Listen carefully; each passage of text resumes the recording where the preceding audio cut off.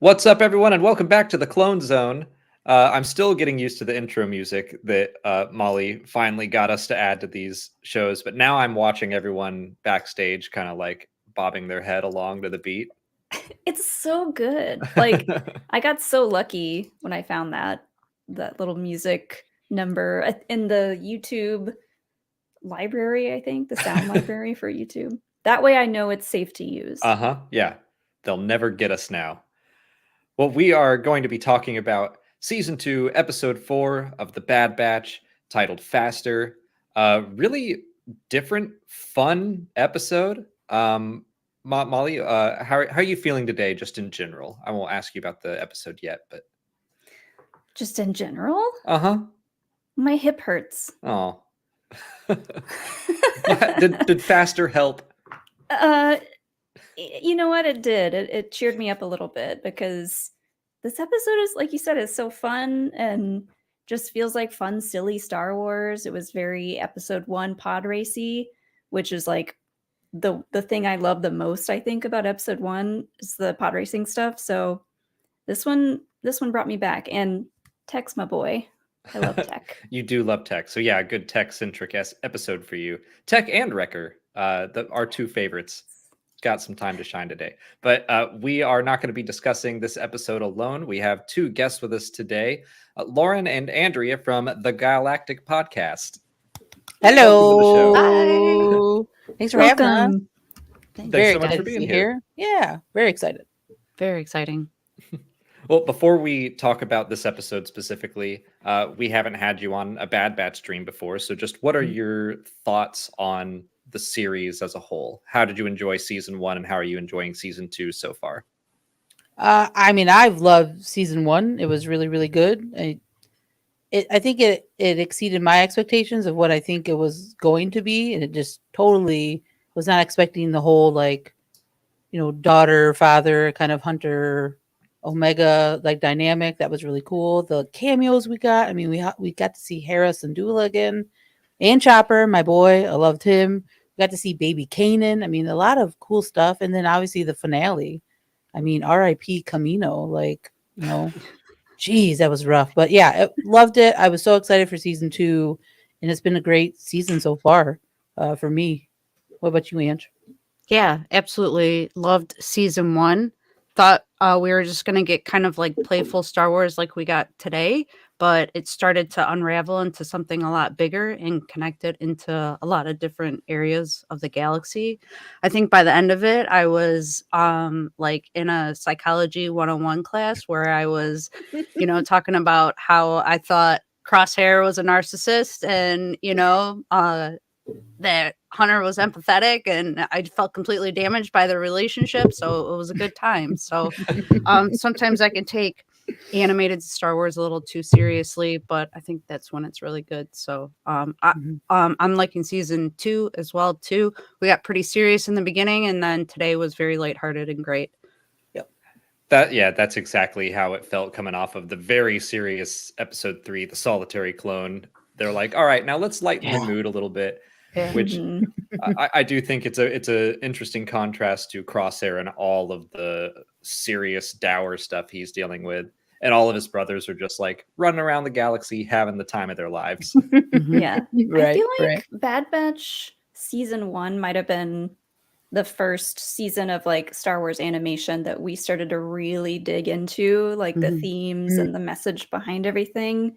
We did it a little bit with Season 7 of the Clone Wars, but when Bad Batch came along, we started taking animation a lot more serious. And there's some really dark stuff in there to explore. It's interesting that I think whereas most of the other series start young and age up with the audience, the Bad Batch is building off. It might as well be Clone Wars Season 8. The way that it even shows in the first episode, like the Clone Wars, and it burns away to the Bad Batch. So they're like, no, Tech is Crosshair is going to have his troops kill someone with a flamethrower in Episode 4 of Season 1. And you're like, oh, okay. I wasn't really ready for that. Right. And well, then even the very beginning of Season 1 too, just seeing Order 66 again, just obviously Dave Filoni likes to tear our hearts apart.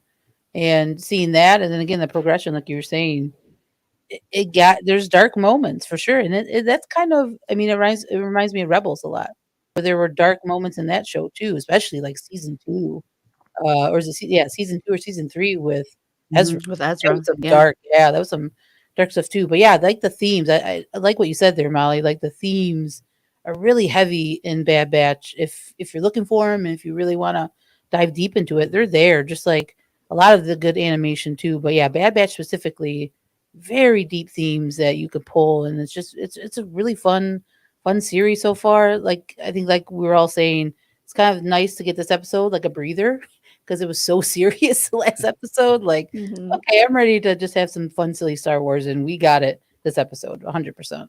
Well, yeah, one more, Alex. Oh, go ahead.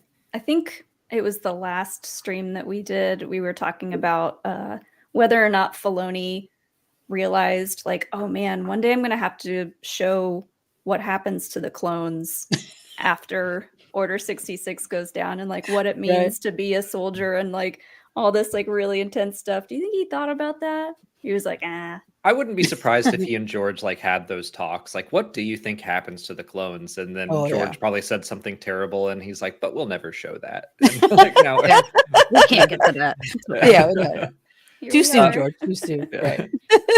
Well, I have one more general question before we jump into this episode specifically. But who is your top member of the Bad Batch to each of you?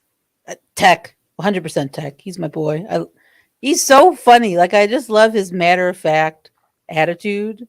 Like, again, today's episode, so many great Tech, like, one-liners. But even, like, in season 1, he's just so, to me, he's just so matter-of-fact. He's just so funny, but he's so smart and very intelligent, and he shows that in various ways. So, yeah, Tech's my boy for sure. Tech's my boy. I'm going to have to go with Hunter. I'm usually like in a leadership role in my life, so to see other leaders have to deal with the problems that they have to deal with, and it, especially that last episode in season 2 or season 1 with Crosshair and Hunter, and him feeling responsible for like what happened with them. I'm a very empathetic person, and I'm like, oh man, I like really feel for him, because I know it's like tearing him up, and then I'm like, he's not real, Andrea. It's okay. But yeah, I connect with him the most, and I think Wrecker's just fun. It's just good to have someone just there to have fun. Yeah, he's just there to eat. This episode, that too. Every scene, he's got like a stick of meat, and I loved that. A different one too. Like it changes, and yeah, he's just there to be muscles, and so he's just enjoying himself. That and Montel mix, man, that's his like 2 go-tos apparently. Yeah, him and Omega. Yeah. You know, I like that Sid brought him along, like specifically you, Muscles. I need you, and he really doesn't do anything this episode. Like it's all about Tech, and I do think that of the members of the batch in season 1, Echo got the least development, and Tech was probably second there. So it's really nice to see both of them getting more spotlight in this season. Yeah, Tech especially, but yeah, Echo too. He had a nice couple episodes, those first episodes. Like that was nice to get him involved a little more. Yeah, for sure. Than season 1. I agree. And to give them some time specifically with Omega too is nice to see. Like some one-on-one time with her and each of her various dads. Yeah, because you didn't really get a lot of Echo Tech solo in season 1 with Omega. I agree, Molly. Yeah, it's nice to see them together for sure. But Andrea, were you okay with that? Not having Hunter in the mix at all? Like Hunter and Echo just not even in this episode, which I not thought even was in the last strange. episode either. So True, yeah. It's like when you only get a little bit of the batch, is that the formula for a great episode? So, but yeah, I you know, when me and Lauren, we talk about Rebels a lot, and when the Rebels team was kind of split off, it felt like so separated, and I missed that family feeling. So that's kind of like where I'm at right now, hoping that the next couple episodes that we get into is just full Clone Force 99, and we just really get to feel the synergy between all of them. Agreed. I was going to bring this comment up. We made this joke several times already that they were delivering Nerf nuggets, so they were basically Nerf Uber Eats nuggets. drivers. Someone said on Twitter, like, I wonder where they're giving those Nerf nuggets to, and they had like a picture of Grogu. I'm like, that's great. I love Star Wars. You reminded me of slightly off topic, but our good friend Brian Ward put together an excellent Photoshop of the Mandalorian season 3 trailer that's relevant. Oh yeah. Dexter Jester delivering DoorDash. So Classic. good. I love That it. is who's behind that door. Yeah. Yeah. He also created relevant to today's episode, to bring it right back. A great I love image that one of so much. Tech Yeah. from Fast and the Furious. Brian Ward, so good. So good. So good. Well, Lauren, you posed the question before we went live. Does this episode, do you think the fandom is going to slap the F word on it, the filler word? Yeah. What are your opinions on, is this episode filler, or does it offer more than just a little side adventure? I think it definitely offers more if you're looking for it. Like, yeah, it could on the surface like seem like, oh well, they're just doing like a random adventure. It doesn't really mean much. But if you look at really Sid specifically this episode, like there's just hints of like her story that we haven't really learned about. And I'm like, oh, okay, that's intriguing. Like, let's, they sprinkled that stuff in. And then again, a lot of tech. I think it was a really big tech episode. And I'm glad he's getting the full frontal, like Bad Batch on his own, like solo stuff, because he's a great character. And I think more, we need to be talking about him more for sure. But I think, again, overall, Omega shows that she's the heart and soul, like saying, hey, we need to do this for Sid. So there's a lot of just, again, that family theme that they keep, trudging down, which is great. So I wouldn't use it as filler, because I think it will enhance the story moving forward. We just don't know it yet. I mean, Right. Again, like Andrea said, we always talk about Rebels, space whales in Rebels. How long did that come back? And then season 4, blew everybody's mind. So I don't like to use the filler word. I think every episode has its moments and it has its purpose for the story. And it's just like, maybe we have to wait for it to come to fruition, but it's there for sure. I 100% agree. There's something that they'll pull from it 100%. Yeah. I like the way you said, just it's there. There's meaning if you want to look for it. Like, Yeah. I love that. And Yeah. I think I remember the creators saying in an interview at some point, like, you will see everything come back in each of these episodes. So like, if you skip one, just know that like there's going to be something in there that will come back around in a different episode. And like all the stuff with Sid in this one, I feel it feels like it's going to come back, because there was that really eerie warning from what's it, the big guy, Malegi. Sounds like Milady. Milady. Sorry. He actually turned out to be like a decent person, and he was like, no, we're square, but let me just warn you about people like Sid. Like, she may not always be worth the fight or, on your side and all that. So I was like, ooh, that's gonna come back. Yeah. I don't know that I would call him a decent person in the end, but it is interesting to see the bad guy be like, hey, watch out for her. Yeah. Are crime bosses ever good people? Right. Fair. What word did he called them, hustlers or something? Like, we never change. Yeah. Wrecker kept calling them gangsters. I love the way you said gangsters. That's pretty cool.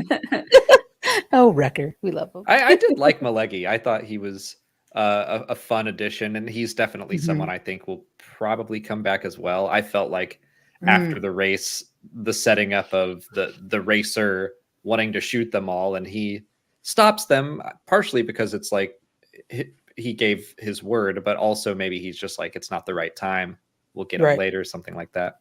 Yeah, it feels like that thread is going to be pulled again sometime down the line for sure. Again, we have 16 episodes, right? I mean, we're only one quarter through the season, so we have plenty of time to keep going. Yeah, Lauren math.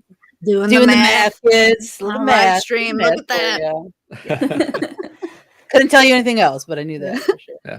This episode reminded me a lot of Infested from last season, which was one of my favorite episodes, but also got the tag of filler from the Twitter crowd.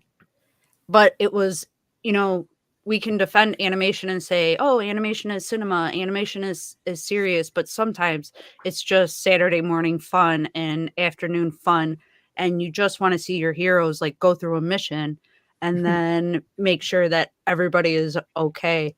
So that's what I really liked about this episode. And then it's nice to think that there will be some hints of something to come later.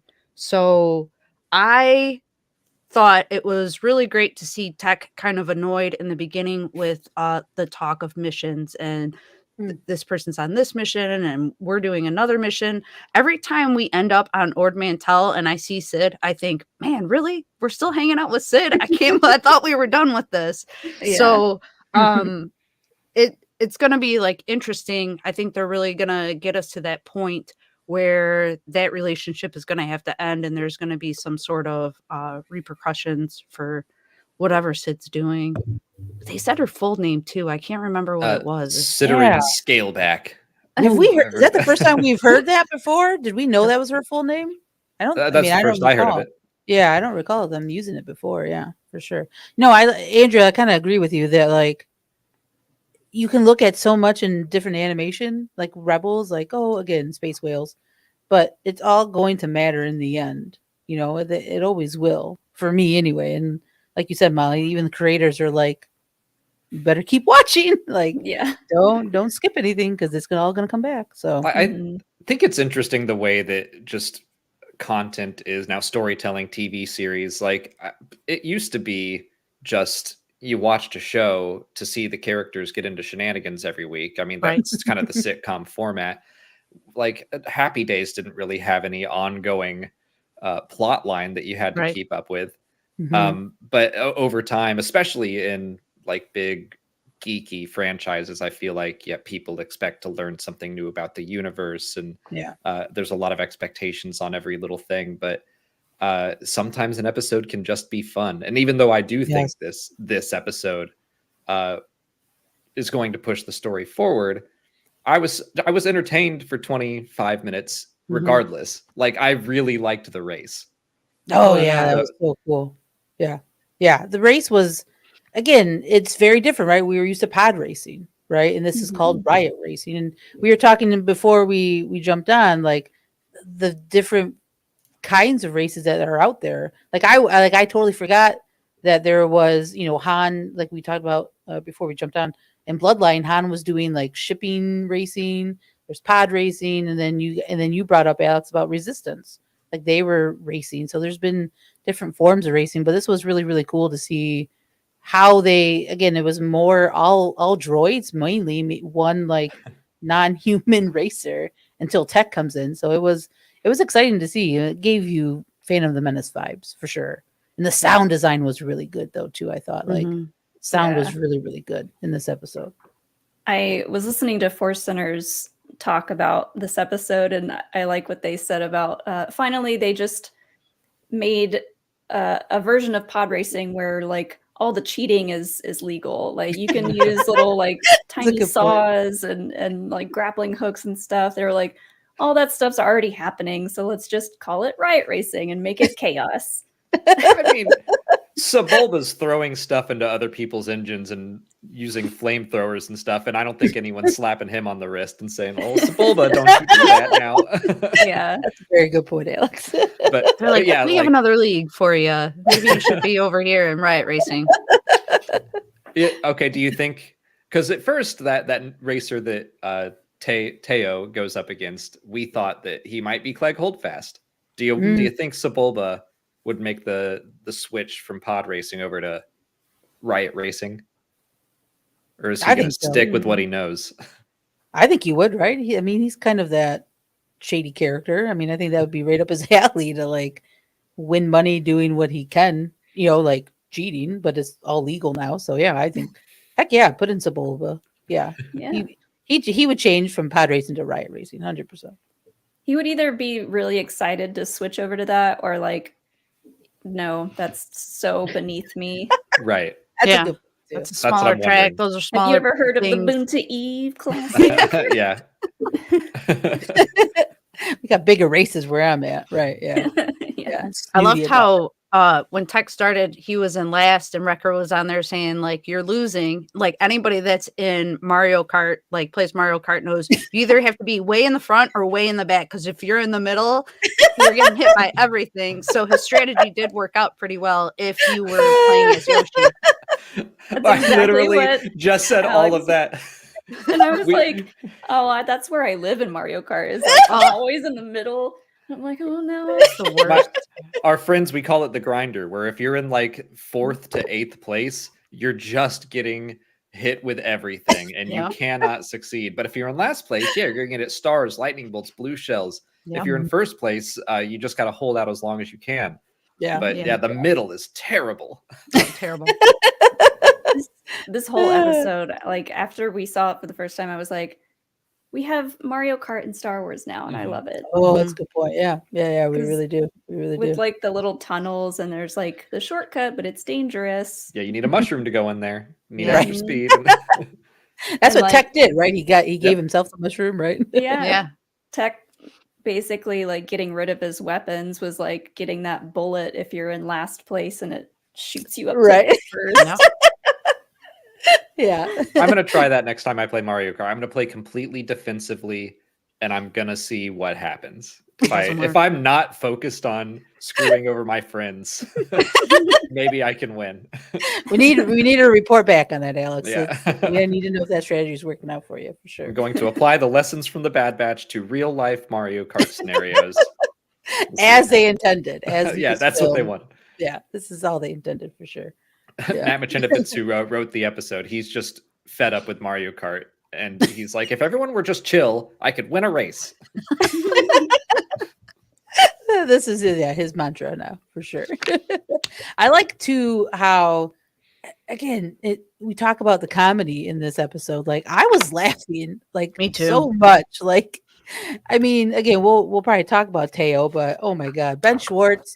We can talk about that. There he is. We're sharing. Yeah, all right, let's start with Andrea. Found Teo. Found Teo. That was my favorite part because it was just like, oh my God, what are we gonna do? And then Wrecker's like, found Teo. Most of him. Found him. And I had just my Teo. Oh yeah, that looks good. Yeah, look at that.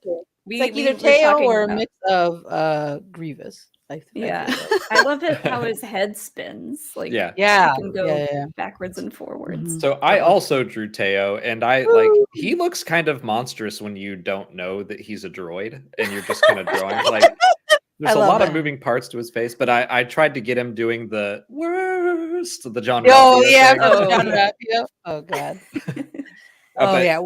Lauren and I were both talking about John Ralphio is back in Star Wars. Technically, he helped voice BB-8, but to have just his voice and me be like, that's just Ben Schwartz, and he's just acting like John Ralphio, but he's a droid. That was the best part. Yeah, he had so many funny lines, and like all of his banter with Tech was like, you stupid human, like you don't stand a chance. And then when they're fixing him, and he has that moment where he's like, where are my arms and legs? Yeah, like, that was so great. Yeah, I like, honestly, but when he gets hit for like the second time and just before he races, and then his last words are like, I regret nothing. Like, I hope they bring him back. Right, he survived. He can be rebuilt. Yeah. I love when I figured out that was Ben Schwartz. I just could not stop thinking of John Ralphio. And I was just like, yep, that is John Ralphio, like you said, Alex, in droid form. And it was just Chef's kiss. I loved it. I loved it so much. One of the first things I read after the episode was over, I hopped on one of the Reddit discussions and someone said, "I'm in love with Teo." Edit. No, Teo. Just immediately taken away. Yeah, that was good. He can pop back up. He can be rebuilt. Mm-hmm. Yeah, a little less chatter, a little more spanner. Oh god, that was a good line too. And I liked that he looked like he was built out of car parts or engine parts or something. Yeah. Mm-hmm. Like that. That was such a fun stylistic choice. Yeah, I thought he like this episode. I kind of thought, oh, people are going to call this filler and it's going to be a rough day. And most people seem to love it. And when Teo popped up, I was like, oh, people who don't already know and like Ben Schwartz might dislike this character. But I've not seen anyone say anything bad about Teo. I haven't looked very hard, but it seems like the response was good. He was like the perfect mix of goofy, but like quippy, like with really good comebacks, and just the humor was there without being too silly. So I think most people liked him. He kind of had L337 vibes where he seemed cobbled together and he seemed more free of programming and like he's just doing what he loves. He loves racing, it seems like. Yeah, I love too, like again, his line when I think it was a record, like, "Are you gonna win?" or whatever he says. He's like, "I'm not gonna answer that." Yeah, I am gonna win. Like it's just those lines were just so good. And then what really I was laughing so hard when those announcers, when that one like racer's like laser bolts hit somebody and then you see them and they fall.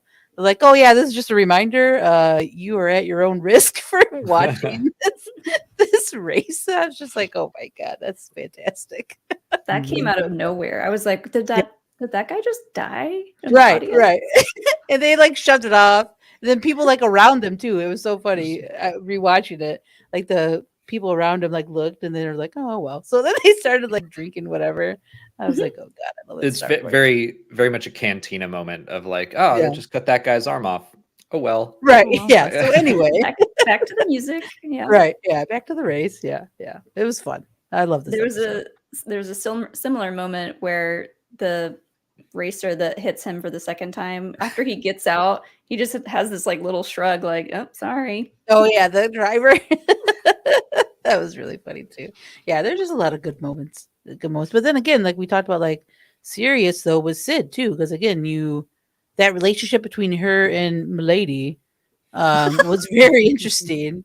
And I feel like again, you can pull that thread like we're talking about. Like, how do they know each other? Because obviously their past is very connected. Yeah, how do they know each other? Yeah, and then even Tech was like, that seems personal. She's like, "It's just business." So like there's something definitely more between those two. And I hope we get to dive into that because it was interesting. I was intrigued with that for sure, with that part of the story. Of everything in the episode, I think the thing that will definitely come back is Melegi's warning about Sid. That she might betray them down the line, or as she asserts, and I feel like she's pretty genuine when she says people can change. So this is one of the questions that I wrote down. Andrea, I'll throw it to you first. Do you think down the line will Sid remain loyal to the batch, or will she turn on them? I believe that she will stay loyal, and I will go back to the Infested episode because when Roland took Omega, when the Pikes took Omega, Sid was the one that was really about like getting her back, and it was interesting to see like that she keeps putting them in these situations and just keeps using them for missions and using them for her own gain, because I felt like when we got out of season 1, she was different, but no, we just keep going back to the same old Sid. I do not think she'll betray them. I just don't think that that's the message in Star Wars most of the time. It's usually that I can make a mistake, and if I do make a mistake, there's people there to accept me for it, and I can change and be better. Just like, she has said before that people are different. So it will be interesting. I don't want Sid to be the bad guy in that, right? I think that part is for Crosshair. So if I I hope she's not the bad guy. That's not who I want. Yeah. Lauren, what do you think? Yeah, I don't think she'll. I mean, I agree with Ange. I don't think she'll betray him. But I mean, now there is that seed of doubt now, though, because again, we don't know too much of her history yet, right? Like, I mean, we don't know a ton of what she's been through or like her previous life. But I go back to in episode 1, her warning to Hunter about, listen, the Empire is taking over. This is going to end, like our relationship. This isn't going to last forever. So you need to do a big score, like she tried to get them to do. And so I think she sees the end, like an end game to it to a point of like, we're going to have to split away at some point, but I don't think she'll do it and like betray them. I agree. I just feel like they've been through so much, like you said, Andrea, in that episode. Like they helped her and invested in season 1. They've done, even Tech mentions in this episode, like how many times have we've helped her with, these unruly people. Mhm. So yeah, I think she knows that they're there for her, and I think she cares for them, but she just does that tough outer exterior to show that, but she deep down, I think she cares about them and cares what's going to happen to them. And I think that's why she was trying to have them in the very beginning of the season, like get that big loot and so they can get away and be safe. Like, I think she cares, but in her own Sid way, if that makes sense, Mm-hmm. Molly? Yeah, I mean, I think I agree with everyone else. I think we'll see her ultimately stay loyal to the Bad Batch, especially like Andrea said, her relationship with Omega in the first season, that kind of really get a little bit closer, and she seems to really like her. She likes the rest of the Bad Batch because they get stuff done for her, but I think deep down she appreciates them. But the way that we got this warning at the end of this episode, I feel like we might see her continue to stumble in whether or not she's going to help them or hurt them. And I think it's more about just like with Crosshair, Omega sees Crosshair like turn them down again and again and stay on the side of the Empire instead of coming back with them. And I think we're going to continue to see Omega witness people who maybe don't change for the better. Mm-hmm. And so it's hard to say, but yeah, I think ultimately she will support them and be loyal, but I think it's good for Omega to see her waver a little bit so that she knows that that's just how it is sometimes, and people can be like that. It's the Obi-Wan line of people are not all good, Leia. Oh yeah.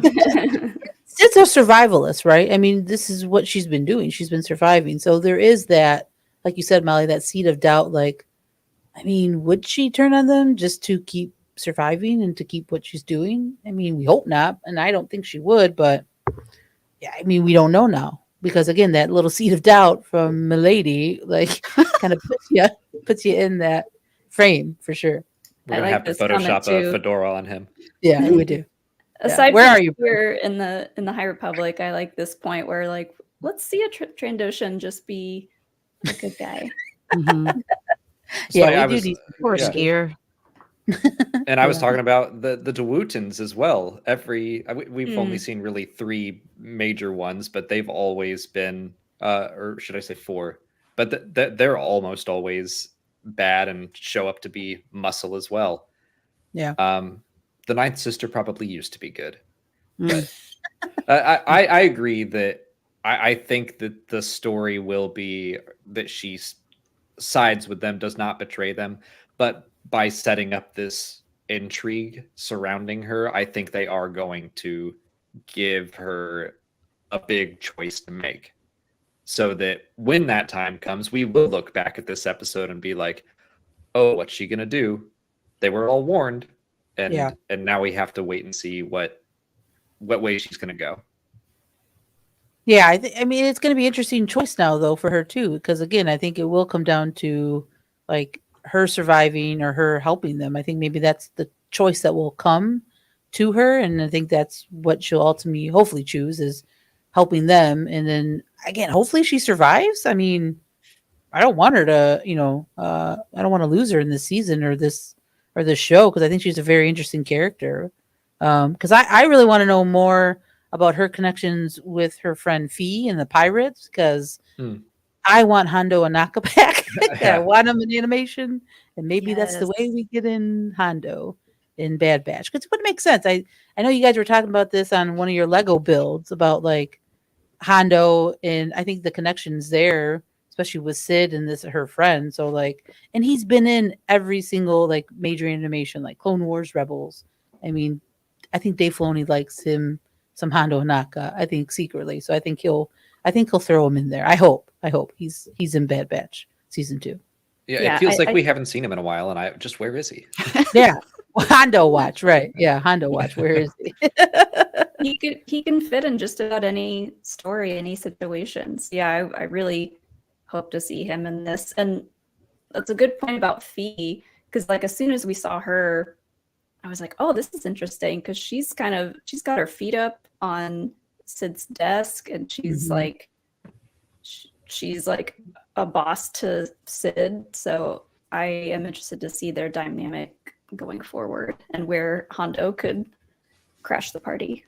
Yeah, no, definitely crash the party for sure. That would be Hondo style. Absolutely. Yeah. While we're kind of talking about Sid a little bit, I was going to bring up this super chat from Sean Room. Thank you, Sean. What skeletons do we think she has in her closet? Because we got some hints to her past. What do we think she and Maliki got up to in the past? Was it more than just like a little smuggling and odd jobs here or there? Ooh.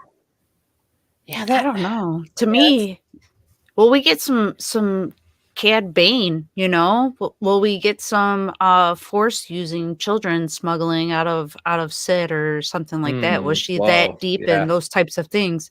And that's why she knows that the Empire and what's coming is not great, because maybe she has a little bit of like background information on Palpatine or any of that used to go on. And that, if you think of, what was it, the Holocron heist for with Cad Bane in Clone Wars, maybe Sid had an inside track on that. She seems to have been around for a while. I get the feeling that like there's going to be an episode where I'm just going to like throw papers in the air and say, that's it. Like, I'm done with Sid. Over this.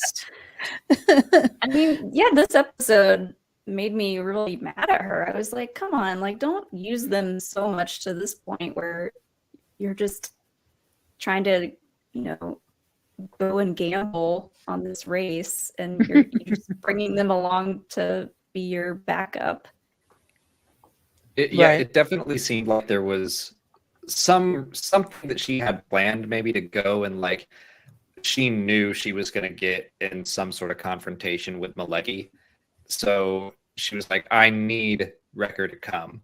And she's like, I'm going to go, I'm going to make a dumb bet. That was my kind of sticking point with the episode, was that the whole setup was just like, Sid is being dumb, but gamblers make dumb decisions all the time. So right. Yeah, like I think that was all on purpose, but I was just very frustrated with her.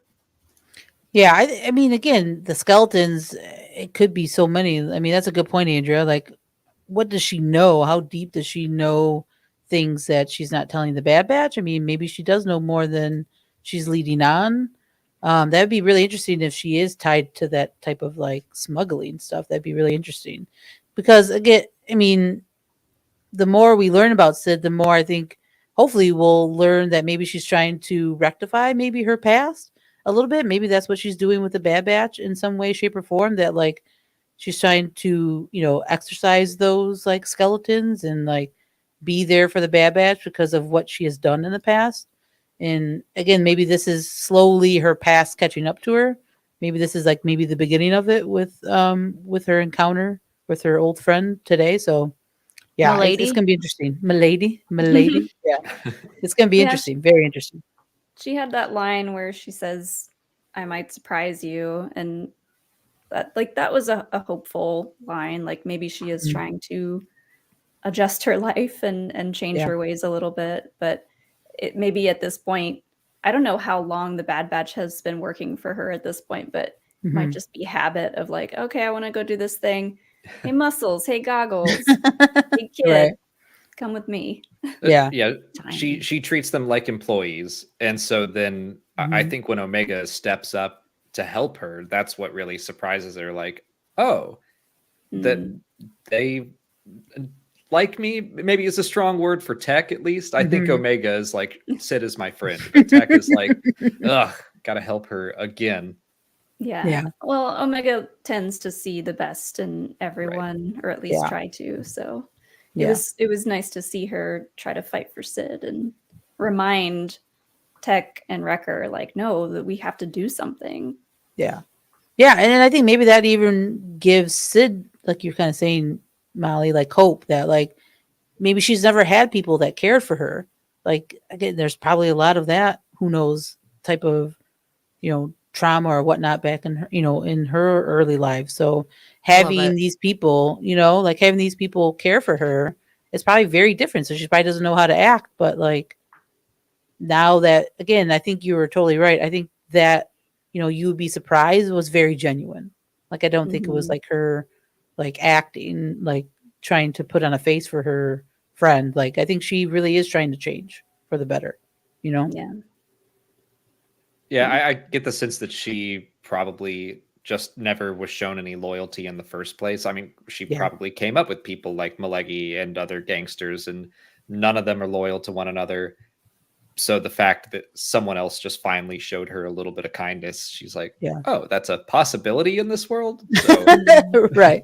Especially in the business she works. And then, I mean, and she probably started seeing that in season 1. I mean, we saw that again. They helped her so many times, I mean, she had Omega, like, do the whole chess game or whatever it's called. I forget what it's called, but in season 1, that's what she had her do. And it helped her, it helped Sid and it helped the Bad Batch, like clear their debt a little bit. So I think she feels and she sees even them caring for Omega. Maybe that's a big thing for her too, like seeing them care for somebody else. And maybe again, she never felt that. And now she's feeling that from them now. And it's probably a big deal for her, for sure. For sure. Star Wars is all about found family.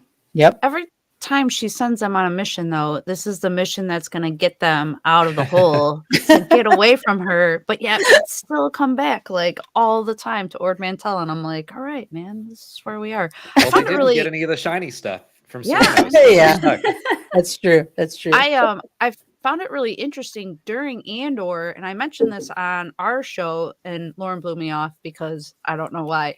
But when the ISB, they were talking about like different things they're concentrating on, they brought up Ord Mantell, and I was like, like, do they know the batch is on there, or do they know like something's going on there?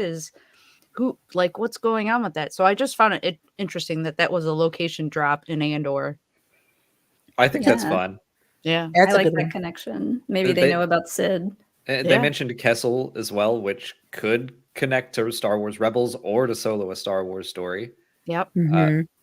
It's like it's one of those things that it could mean everything, or it was just a fun Easter egg. Right.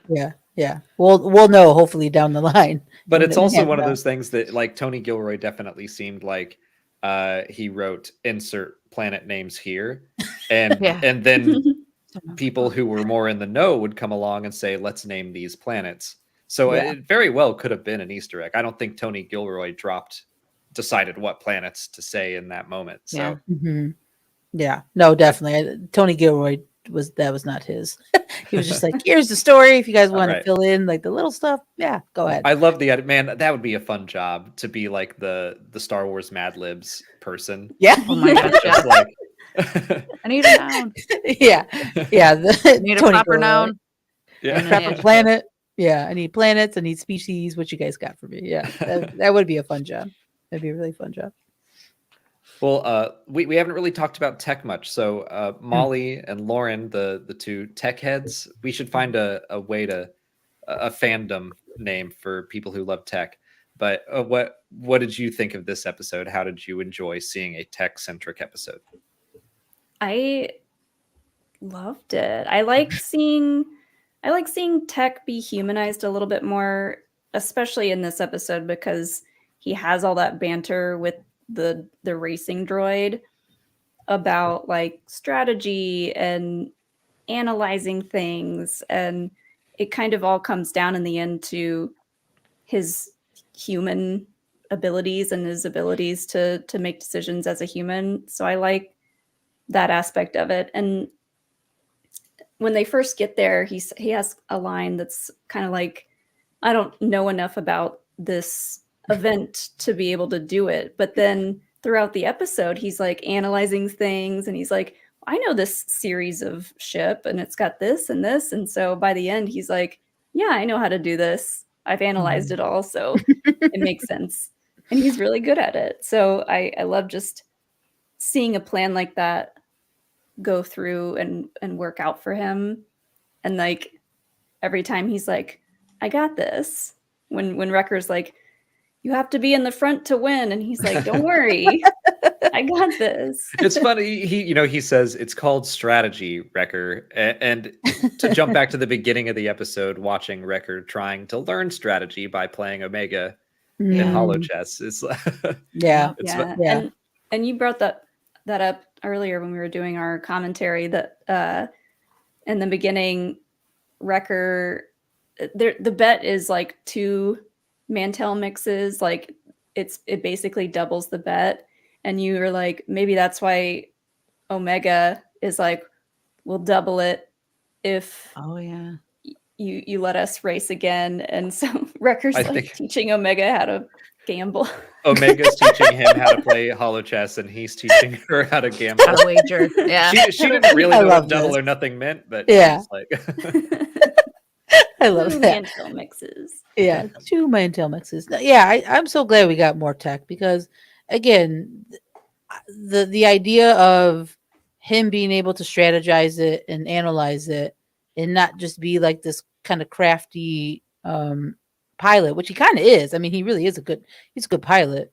That is true. He is the pilot of the Havoc Marauder. Mm-hmm. Yeah. So, I mean, but him being able to, again, receive the information and being able to break it down to where he knew he had to, like, drop all the weapons to be more maneuverable and to be a lot faster. Like, that's just tech in his, like, his happy place. I feel like that's just like that's what he loves to do. And he's so good at it. And it's fun to see him thrive for me. Because he is kind of that, like, matter of fact Bad Batch, but they always look to him though for obviously statistics and like analyzation. So that's just what he's really good at. I thought you were going to call him a matter of fact bad bitch. But he is a matter of fact bad bitch. I mean, he really is, for sure.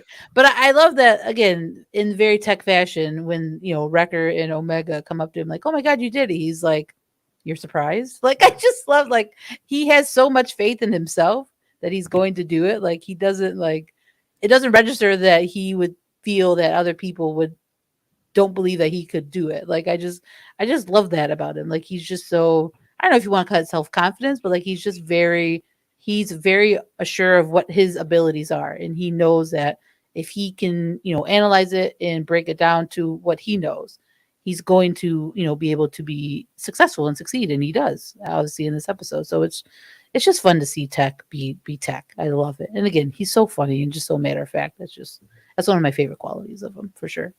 I'll bring up my drawing, because my favorite part of this was at the end when the crowd was chanting his name, which the Bad Batch in general, they had to, I mean, they always were working with themselves, like off on secret missions. So they didn't even have any other clones to kind of cheer them on. So like, that was a really special moment for him. And so I drew him with little Aww, I love it. Sad and so happy crying anime eyes. I love it. Giving them the Han Solo salute too. I love that. That was a nice little. I love it. I was like, oh my god, please make Tech a celebrity in the riot racing world.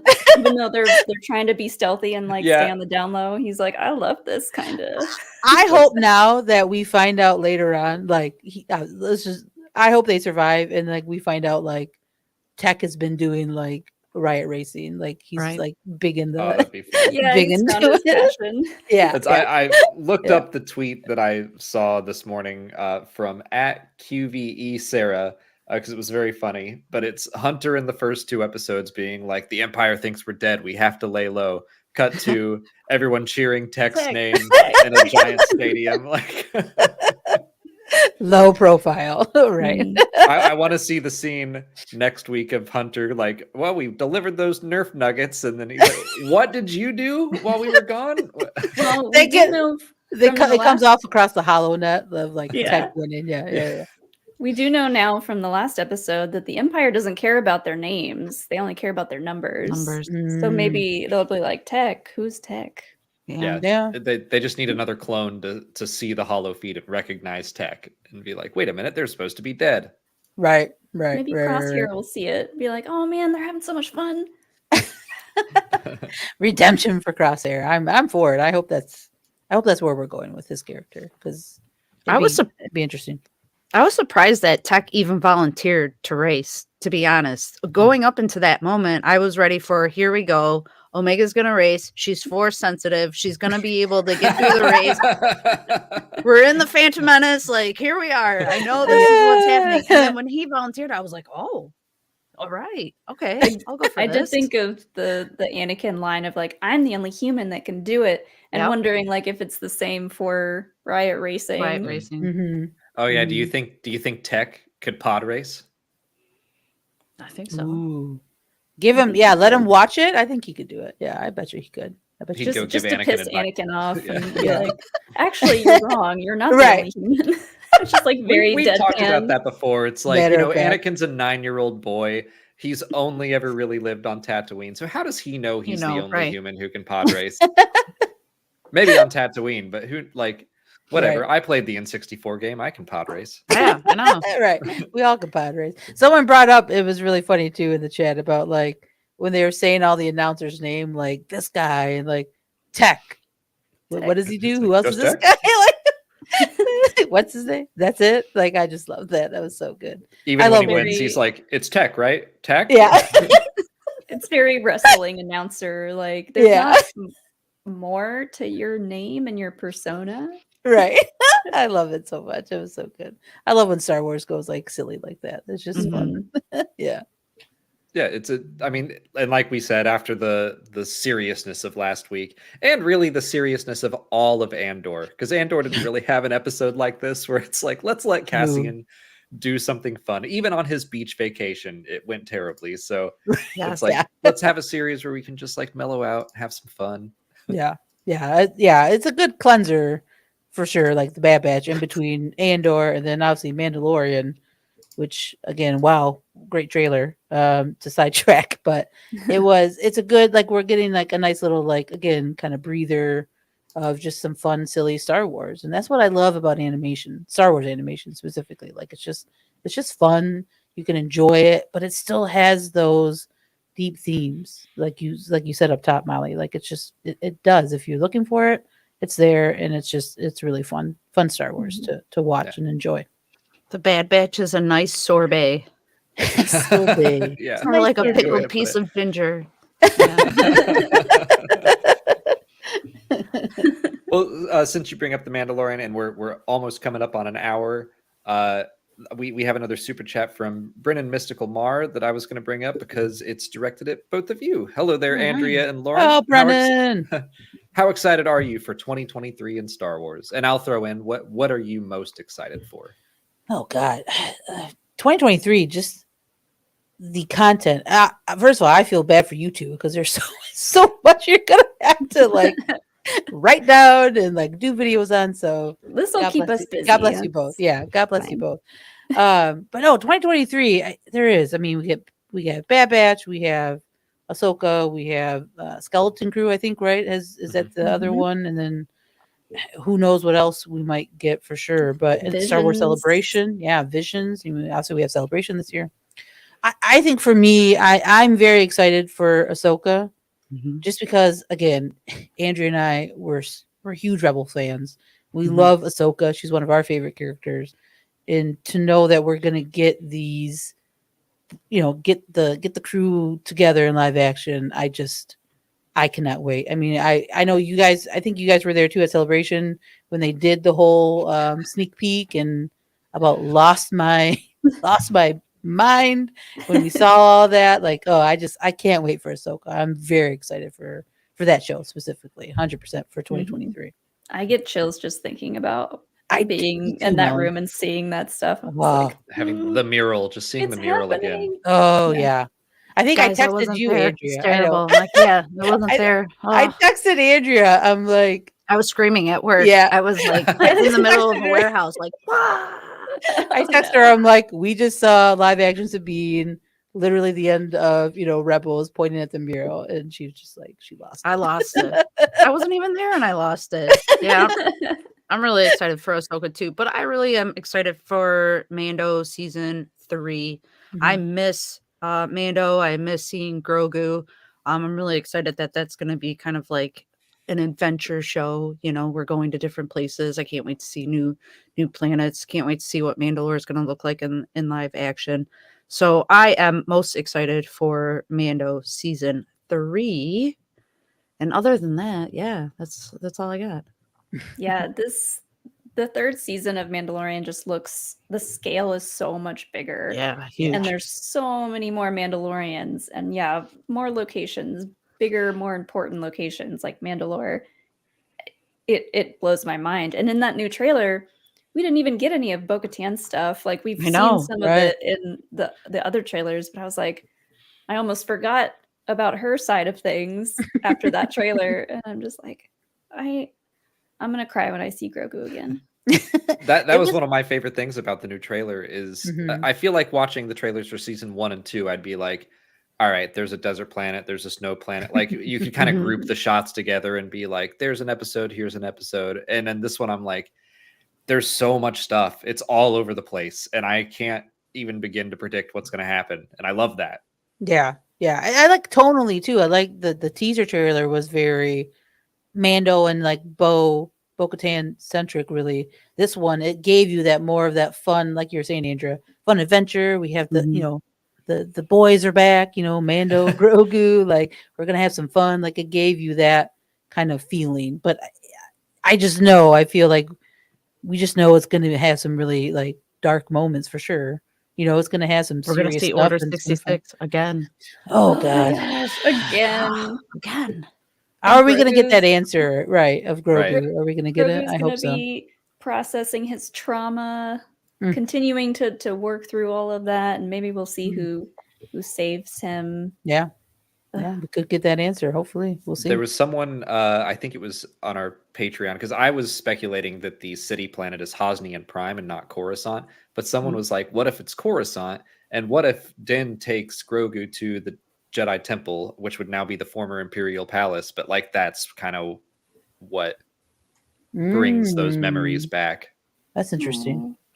That's interesting. I like that. That's an interesting thought. Yeah, I like that. It's going to be good either way. We know that. It's going to be good. Oh, yeah. Yeah.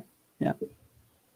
Well, it is just about 7:00 our time here, so we will let both of you go. But before you do, there are already links to the GALactic Podcast in the description, all your socials. But let everyone know what your podcast is about and where people can find you. Yeah. Again, thank you two for having us on. This was so much fun. I love talking Star Wars, and especially with you two. Very, very fun. GALactic Podcast. It's me and Andrea. We talk variety of different Star Wars topics where we do recaps of the different shows. So we are on Twitter and Hive at the GALactic Pod, and then we're on all the major platforms: Apple Pod, Google Play, Spotify, all the big stuff. And then you can follow me at Lower Nose on Twitter and Hive as well. You can follow me, Andrea Gutierrez, at R2D Two Step on Twitter. I tweet about BTS and Dave Matthews Band. If you want hot takes on Star Wars, just don't even think about it. You get all the hot takes on the show from us. That's what you get. Yeah, there you go. And they're hot. They are coming in hot most Sunday mornings. Yeah, mostly from you. I'll say. I know. Honestly, I mean, you had a couple takes today that I was like, oh, really? Like the Infested episode of season 1. Like I kind of want to talk about that at a later time. Just that was maybe my least favorite episode of season 1. So I'd love to hear more about why you love it so much. But We should rewatch it now. oh yeah, I really meant to watch season 1 again before season 2, and I just couldn't find the time. So I feel bad now. I feel like it would have informed a lot. The episodes, they're almost identical. I'm telling you, they're very close. And instead of Milady, it was Roland as the crime boss, and Sid gets captured or gets held hostage. Omega gets held hostage, so they were very similar, but they just had that nice, fun, like Scooby-Doo feeling, you're just you're just there to be a hero and help for 20 minutes. So. Yeah. It's good stuff. Good stuff. That's great. Well, thanks again. We've got Sean saying, great guess. Thanks for being you. Thank you. Thank you both for being you and for coming and talking with us for an hour. Have a great rest of your evening. You too. You guys have fun. Thanks. Bye. Bye. Talk soon. All right. Talk soon. Bye. Later. That was fun. That was great. They're great. I love hearing their takes on all this stuff, and also just all the tech love. Yeah, he deserves. sure. Yeah. He deserves it. Yeah, you have to listen to me go on and on about Wrecker, so it's nice that you have another tech lover. Also, I was thinking about the similarities between this episode and the one they were talking about. Maybe the next time we see, now I just want to call him Milady. Next time we see him, he'll have a cute little animal, and then it'll be perfect. That's always missing, really, is a cute tiny animal. I wonder if the next time we see Roland from Infested, like what if Roland and Malegi join forces? Like if they both knew Sid from her past, and we're gonna keep meeting all these other people that mess with Sid, and they're all gonna form like a terrible Avengers and come after her. A terrible Avengers. Yeah. There's got to be a better name for it. The Thunderbolts? Isn't that what the bad Avengers are? Quote unquote. I don't know. I'm not Comics Explained. I'm not Rob. Well, shall we get into some super chats? Let's do it. And I see the very first one from Andy, and I'm going to do my best because it's Parks and Recreation related. Teo got run over by Alexis. So Jean-Ralphio would have delivered that. Perfect. If you've never seen Parks and Recreation and you liked Teo, go watch Parks and Recreation. It's one of our favorite shows of all time. We probably need to start a rewatch soon. We usually start it on January 1st, but we watched Lord of the Rings this year, so we gotta get in our. I threw you a bone on that one.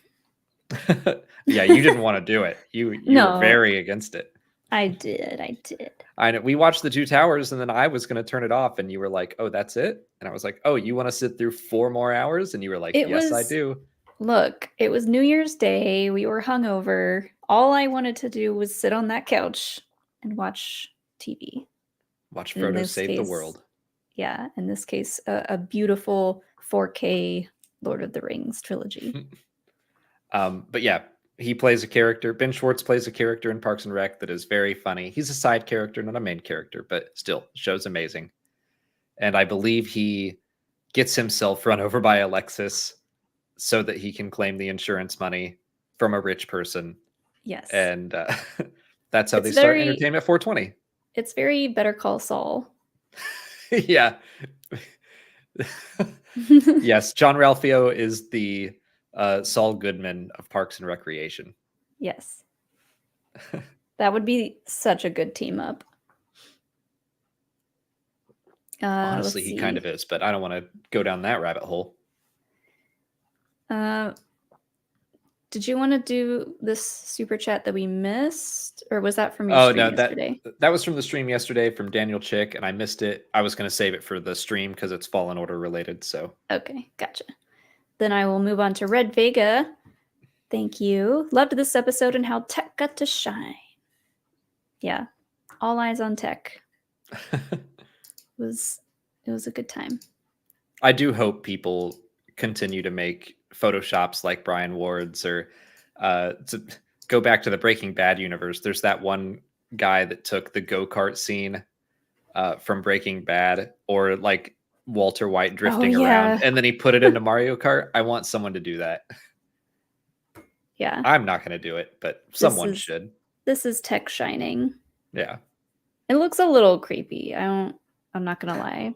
The anime eyes. Mine. Like, was a it's choice. just Teo has so many layers to his head. It just became a mess of lines and eyes. It's kind of scary. But yeah, I really liked the point that you made about him not getting much recognition from anyone else, like the Bad Batch being kind of the black sheep of the clone family, and no one really being appreciative of the work that they did, except for people like Cody, Rex, and Echo for sure. But it's nice to see him get some recognition. Sorry, my head's looking real shiny. My God, gotta take that down. I'm not sweaty, I promise. I'm a little sweaty. Ew. It happens, Molly. The lights are warm. Yeah, your room gets sweaty and hot. I got my fan on. Anyways.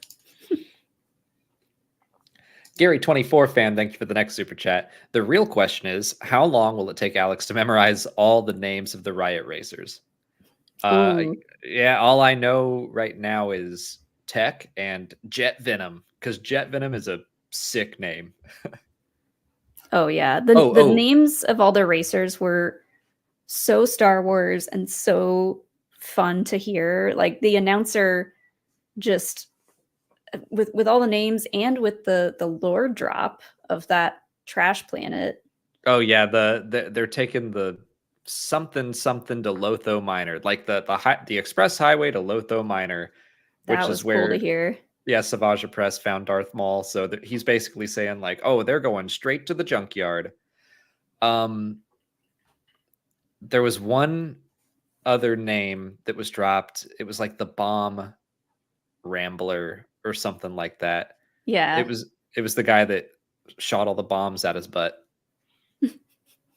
Which when I was like, well, yeah, you hear a name like that, you should assume he's got some kind of bombs that he is going to use during the race. It's just what he's known for. And if he has that nickname, don't drive right behind him.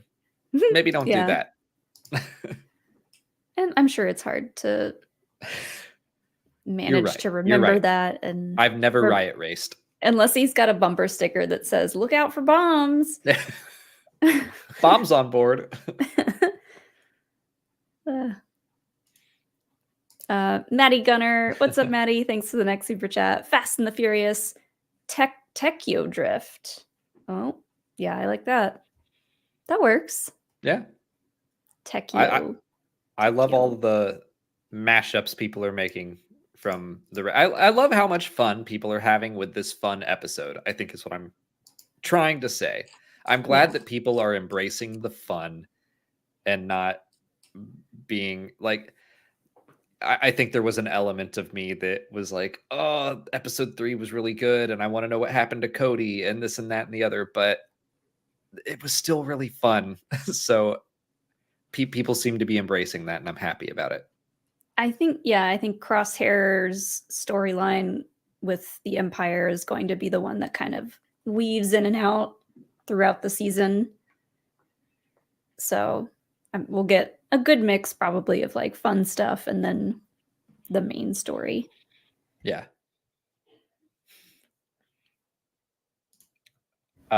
Sweet Feet Pete has the next super chat. Thanks. It just says Fox could have stunned fives. That's true. We're jumping back to season 6 of the Clone Wars. What? For that one. Fox is the clone that killed Fives in the conspiracy arc. Oh. That's all. It has nothing to do with this episode. He sure coulda, but but he good had other soldiers follow plans. orders. Yeah. Yikes. I feel like the Coruscant Guard probably had a little extra loyalty to Palpatine. So if Palpatine says to go kill that clone, Fox is going to do it. Yeah. Sean Room has the next super chat. Oh, wait, we touched on this one already. Skeletons in Sid's closet. And then we touched on the next one. Let's go to Star Orange 36. Thank you for the generous super chat. I love a tech-centric episode. I'm excited to see him break away from his droid-like demeanor, and I think he will be the first to uncover who Sid really is. That'd be interesting if he actually started to like dig into her past or something. Yeah.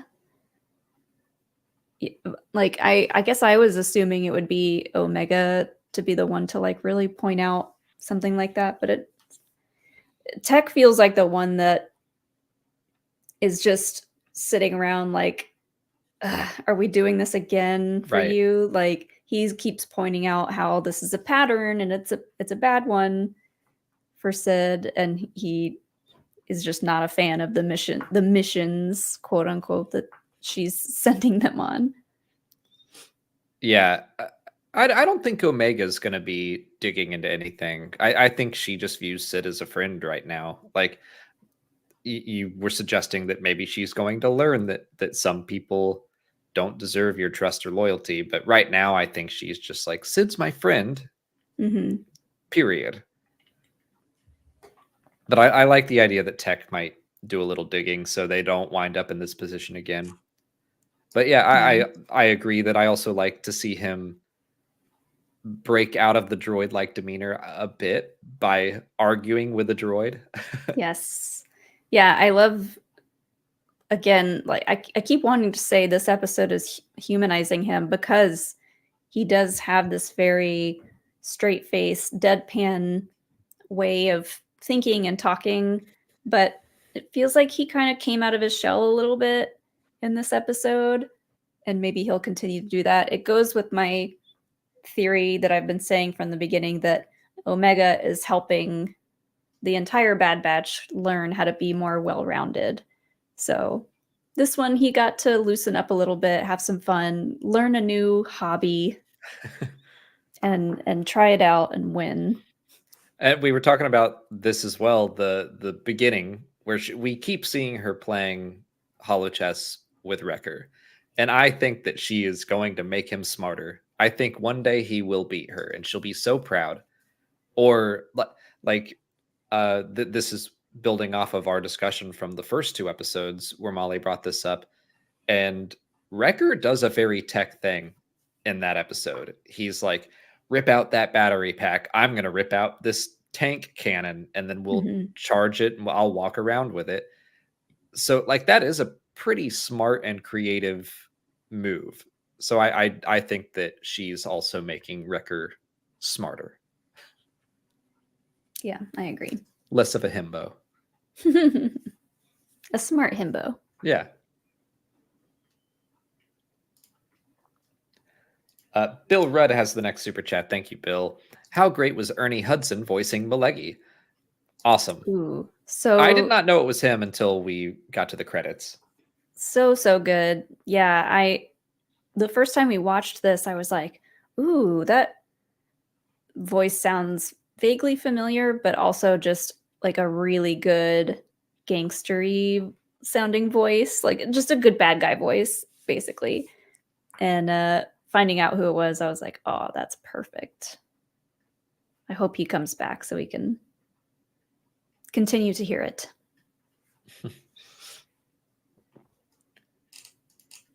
And Queersland, Australia has the next one. Thank you. In 2023, we have seen private battle droids and Mando promotions, Jedi promotions, and this ep. Did the Empire never outlaw them or just bad enforcers? Oh, okay. I got you. So we're going to the trailer and how there were B1 battle droids in the trailer. Did the Empire never outlaw them, or just bad enforcers? I think they were probably just all pretty much gone, except for a few select places, and they're probably trying to stay out of the Empire's way.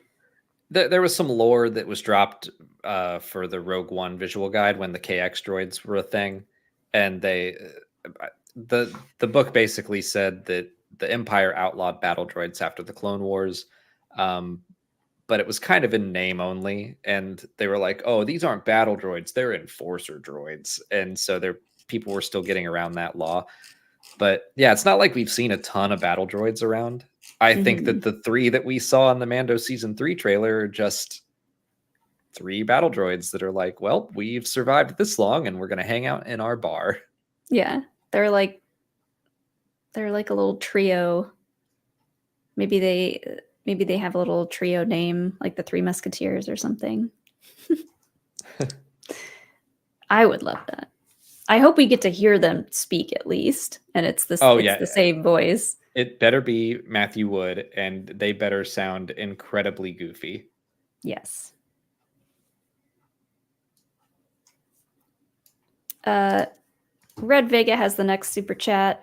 What if Sid's skeletons is that she had connections with the Separatists that caused the Republic to lose a major battle or something? Oof. That'd be interesting, yeah, to set them kind of like at odds with one another from the past. But we have seen the Bad Batch working with Separatists already. They had to go and work with the Raxus senator. So I feel like they would be willing to look past that, unless it were just directly involved with them. I don't know that Sid has that close of a connection to all this. She seems more involved in the underbelly of things. Oh, and Andy, I've totally forgot about this, but she was a Jedi informant. Like, that's how they knew about her in the first place, wasn't it? So she probably worked with the Republic, but, she could have been playing both sides. We don't know. Yeah. I don't know if they'll go into, like, how she got started with all that.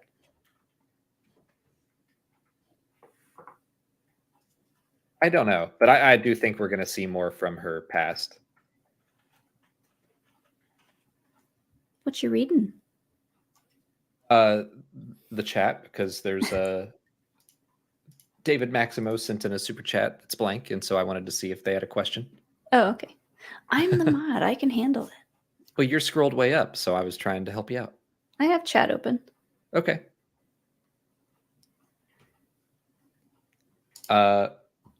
Trigrit? True Grit, maybe. True Grit. Oh, that makes sense. Thanks for the next super chat. I like that for a brief moment after winning the race, you can see Tech realize he can have a life beyond that of a soldier/mercenary. Oh. Yeah, I think that's kind of like your drawing, Molly. Dun, dun, dun, dun. That it's he has a purpose outside of it, and I think that's what all of them are struggling to do and learn is how to live when your purpose has been served and the life that you once led is gone. So now what do you do? And Tech is going to become a racer. Yeah. Oh, I love that theory of like that's just his long-term plan now. He's like, oh, I'm good at this. But yeah, I mean, like I said earlier, the Bad Batch, even before Order 66 happened, they were always kind of like off to the side, working on these secret missions. They didn't get to be as involved with the other clones, their other brothers out there on the front lines as much. So to have Tech just being celebrated like that by so many people out in public, that was like a really sweet moment for him, and probably like the first time something like that's ever happened. Yeah, I thought it was a really nice moment, and I think I've seen the episode twice now because we watched it and then did our commentary for it, and it moved me both times. Just like you said, and that didn't even dawn on me. I still really like that point you made that they just never got a whole lot of recognition to begin with, and that's probably a big moment. Yeah. That was like emotional too. Mm-hmm. Sorry, I'm trying to scroll to the next one. Well, the next one is David Maximo's. And I got his message just asking, will Thrawn be in Mando Season 3? I think if he is, it will be at the very, very end. Like, I think so too. Kind of like how they teased Book of Boba Fett. It'll be like, hey, look over here. Here's the next thing coming. But like, it depends on how involved they're going to make Thrawn as a bigger villain in this Mando story, which doesn't necessarily need to involve someone like Thrawn. The story seems like it's mostly around Mandalore and Din and Grogu and Bo-Katan. So I don't know where Thrawn's going to fit into that, but because of corporate synergy, I could see them bringing him in for like the very last bit. Yeah, I mean, I like the idea. It sounds like, Ahsoka is the one person to say his name so far in live action. So I imagine that's going to be central to the story of the Ahsoka series. So it would be cool if they kind of let us into that. Exactly like you said, a little post-credits tease. It could be like basically the same thing that they did for Star Wars Rebels when they revealed him in Season 3 in that trailer of like, it's a dude in the shadows and you hear the organ music and you start to go, is that who I think it is? And then you see him step out of the shadows and it's Thrawn. Like, that would be cool. Yeah. Just a little taste. So that's kind of what I'm thinking as well, that it'll just be a little thing. I don't think he's going to be a big part of Season 3 though. Yeah, I think they'll probably save most of his stuff for Ahsoka.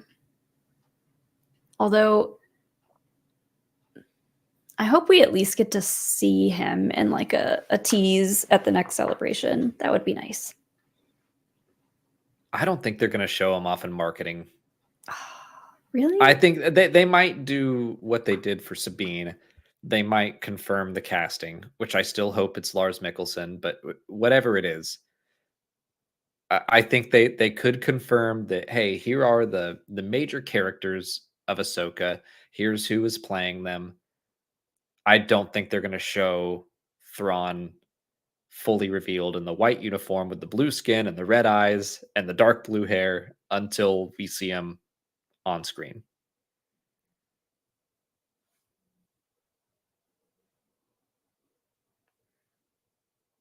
You're muted for me.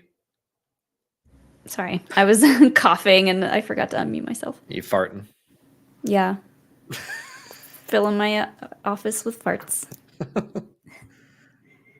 Doomslayer has the next super chat, and I found the message in chat.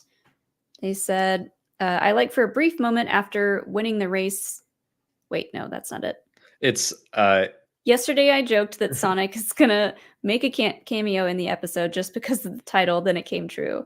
That's a pretty legit connection. A lot of people have been making that joke, and it didn't even dawn on me because I haven't seen the Sonic movies. But yeah, that Ben Schwartz also voiced Sonic, and he's playing a character that races, and it has got to go fast. Gotta go fast. Yeah, I didn't see the Sonic movies, so and I didn't play the Sonic games. You never played the Sonic games? No, it's too fast. It's too fast. It would give me a headache. So I've heard good things about the Sonic movies. I bet I would enjoy them.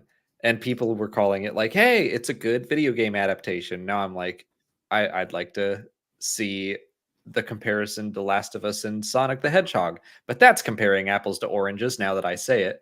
Like, those are completely different. I would like to see Jim Carrey in the sequel. Of The Last of Us? No, in the Sonic sequel. He's in both of them, isn't he? Oh, I don't know.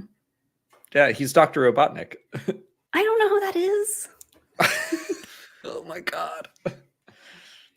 I have I've got the Sega Genesis games on my Switch. We're gonna go play Knuckles, some Sonic right? after this. He Didn't Knuckles. make him. I don't think He he discovered made him. him. He's his I don't- agent. I don't know. Yeah, okay, he's his agent, sure. I don't know Sonic lore well enough to be having this conversation. We'll save that for another stream. I'm shocked you've never played Sonic. I have. I never had a Sega. I played bits and pieces of it at my friend's house, but I never really liked it because it would go too fast. It's too fast. And you would lose all your rings if you messed up. Sure would. I didn't like that. I didn't appreciate that. I didn't like that at all.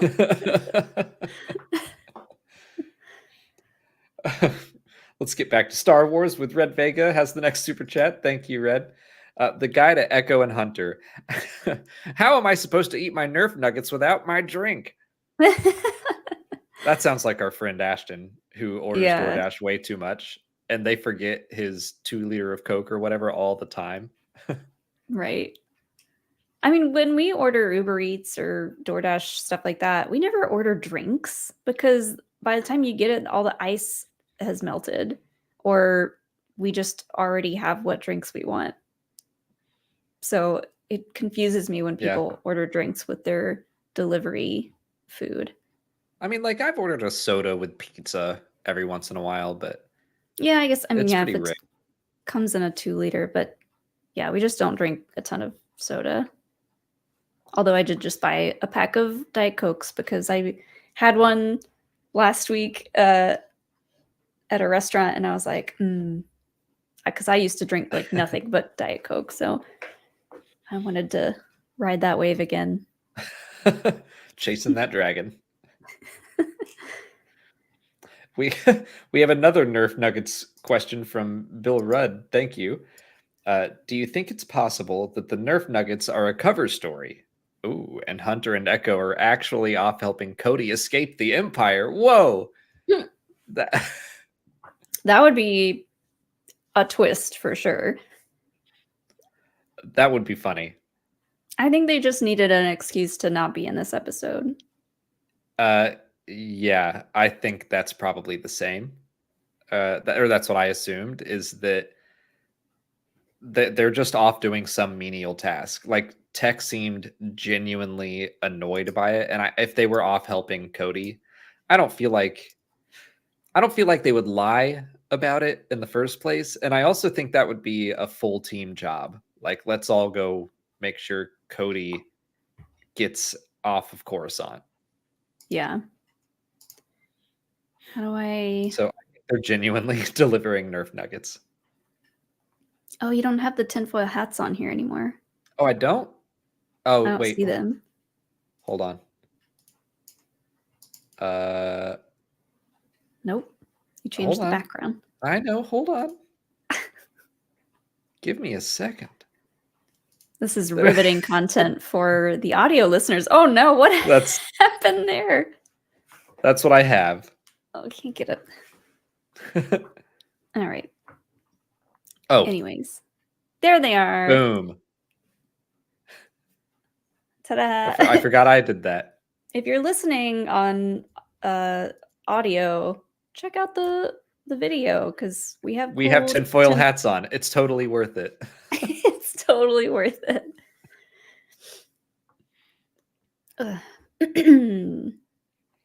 Ice has the next super chat. Thank you. I really enjoyed this one. A nice little standalone episode that gives a breather and just a ton of fun. Plenty of great moments. I agree. I don't think it's going to go down as like one of the best Bad Batch episodes in history, but I fully enjoyed it. And it's not one that I would like skip on a rewatch or anything. Yeah. Did we skip one? Did you skip? Ben Williams? Oh, yep, I did. My bad. Okay. We'll go back to that. It's okay, Ben Williams. Thanks for the. Which one do you want to do first? Well, I already read this one. Oh, okay. Let's do this one first then. Okay. Ice is the king of super chats towards the end of these streams, so we'll get to this one first. I really enjoyed this one, standalone episode. Yeah, I really like the standalone episodes that are like this, that have a fun, like, not, I don't want to say action packed, but the fact that there was this race happening, I think the pacing on this episode was really well done, because sometimes the standalone ones can feel a little bit dragged out, but this one, there was a clear goal in mind of like, we have to win this race for Sid. Yeah, like I was a little just frustrated by the setup of like, I felt like Tech, where I was like, do we have to win this race for Sid? But it's what Omega wants, so we're gonna go along with it. That's fine. And the race itself was great. So that's really all that mattered. Like if the race fell flat, if we had another scooter chase or something, then it would have been a different story. Yeah. Okay, go back up to Ben Williams. Thank you, Ben. Idea that could tie the Bad Batch, Mando, the sequels, and more together. Omega is a clone of Obi-Wan. This is why she's important. Looks so different. Hold on. Get the hats back out. Go right back. I got to put the hats in the other folder of stuff so we don't swap over to this branding. But no, there's no way. That's not. No. No. Tech straight up said she is another clone of Jango Fett. She's a pure clone like Boba Fett. Mm-hmm. That's it. Yeah. Also, we don't have to tie all the shows together. Yeah. With one character. Hats. 11 out of 10. Thanks, Jared. And they also, like, she is important because, or she was in season 1. She was important because the Kaminoans wanted to continue making a clone army, and they wanted to continue being important to the Empire. But they were out of Jango Fett's, like, pure genetic material or whatever. So they had to either get Boba Fett or Omega. So both of them are important, or they were. Yes. Omega's important because she's adorable. Yeah. Oh, yeah. She's still important.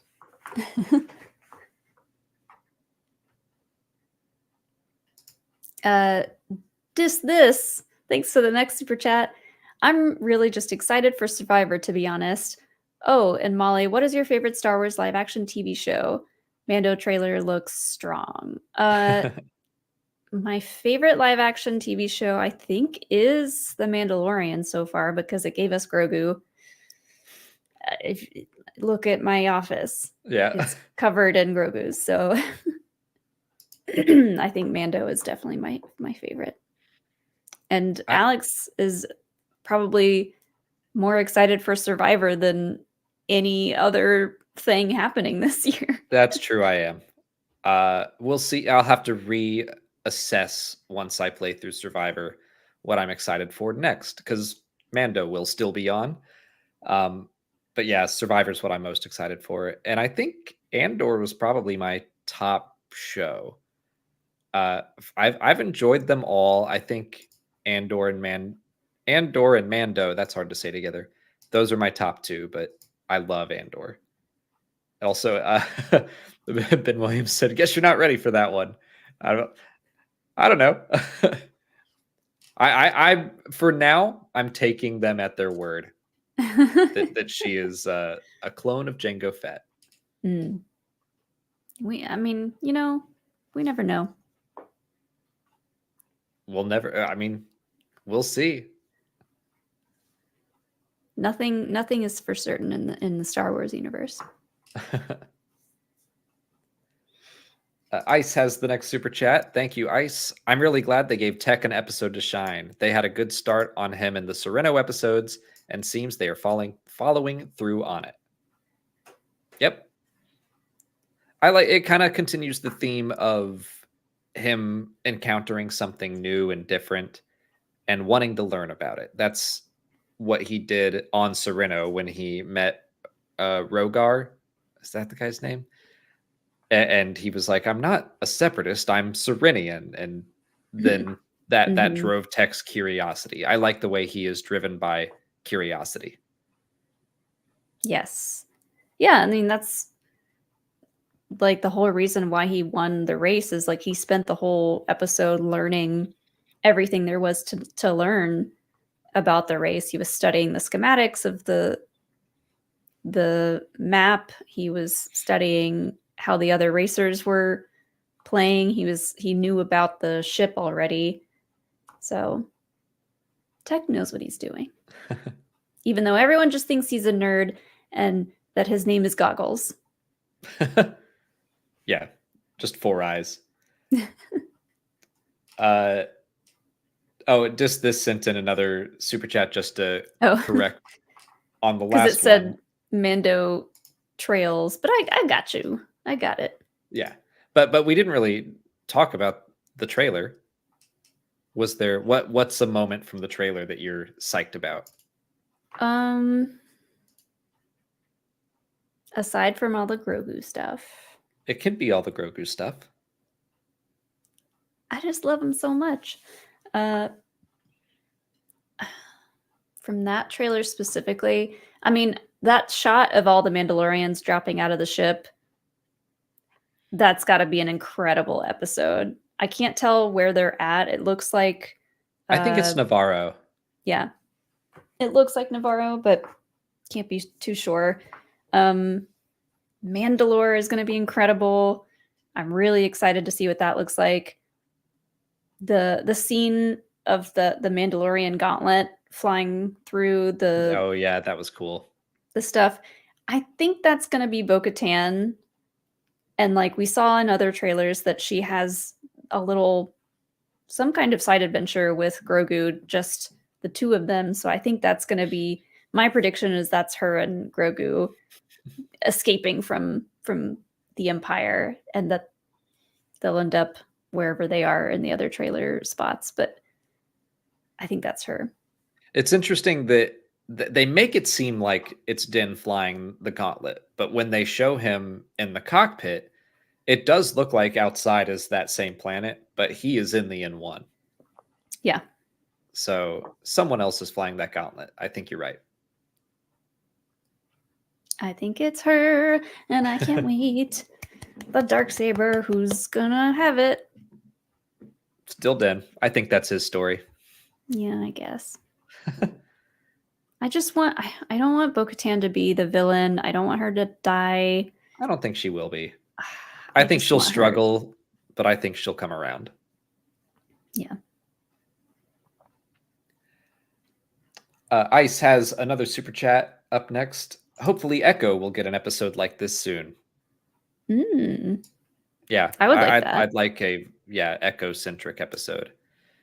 The first 2, I think, gave Tech and Echo a lot of time to shine, but something just focused on Echo would be nice.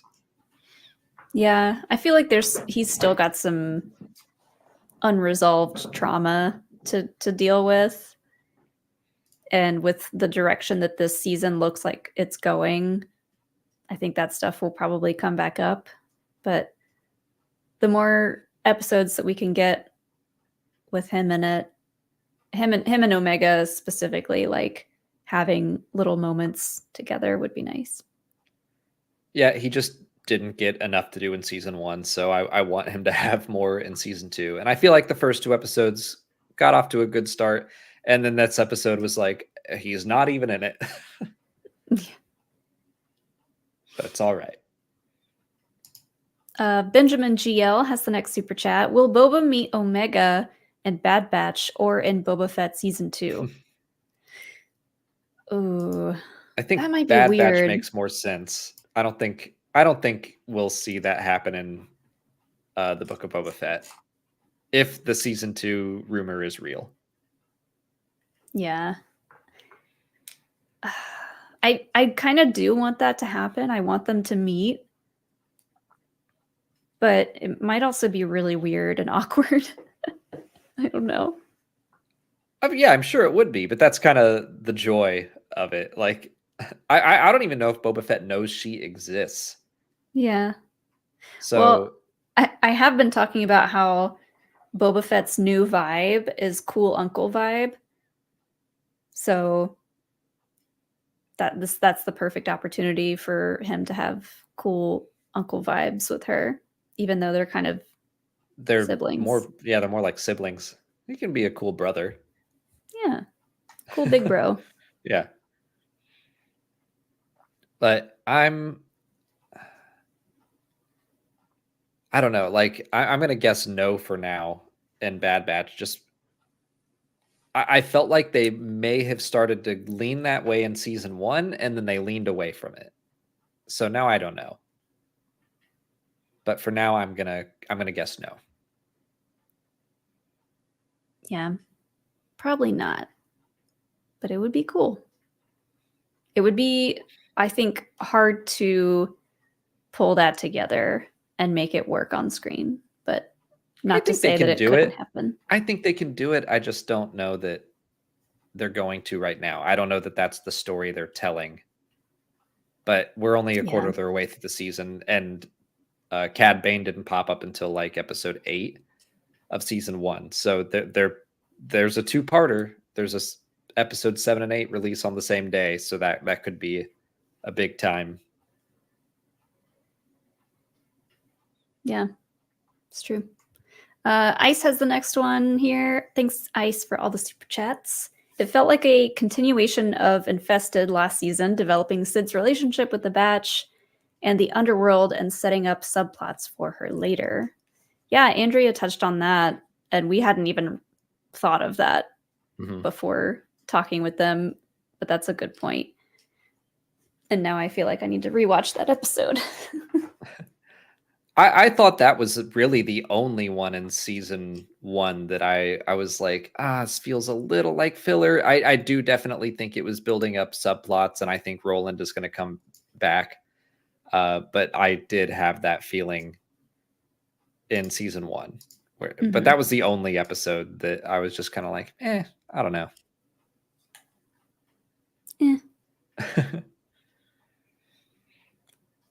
But Benjamin GL has the next one. Thank you, Ben. If Julia Dreyfus was in Star Wars, who should she play? In my opinion, I would have her play a Rebel Fulcrum agent. Well, that means she's basically doing that in the MCU now, right? Oh, yeah, that's true. Either that or like I would like to hear her as a bounty hunter. I'm trying to think of a bounty hunter I think could work. Something that let her be funny. Because I think she's hilarious. So I'd like to let her flex comedically still. A bounty hunter or like a sidekick to one of the bad guys, maybe. I could see her being an Imperial officer that's just kind of over it. Yeah. Over it.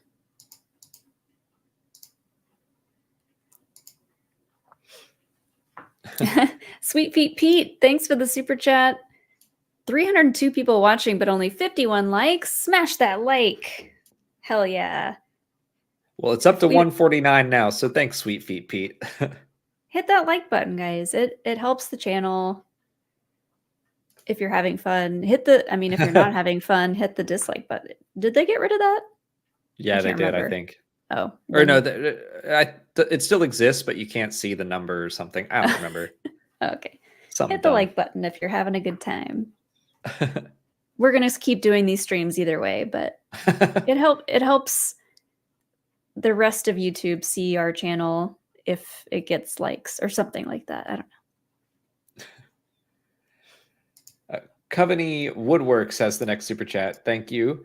Do you think Mandalore going forward will follow Duchess Satine and go peaceful, or do you think they will double down on the warrior people into the OG or trilogy / sequel era? Ugh. Hitting that point where I can't read anymore. I think they're going to find the balance. I think that Duchess Satine staying neutral in the Clone Wars was, I don't want to say it was wrong, but I think that they could have done more. They didn't have to stay neutral. And I understand why. Because Mandalore was like a warrior culture. And so she overcorrected and was like, we're going to be completely pacifist and we're going to break out of that cycle. But for the pendulum to swing back to the middle, Din could lead them into something in between where it's like, we're not conquerors, but we will fight to defend those who need it. That would be my guess. Yeah. I don't see them going back into full warrior culture. Because like you said, if Din is going to be the one to change everything, he's not about full warrior culture. He didn't want the Darksaber.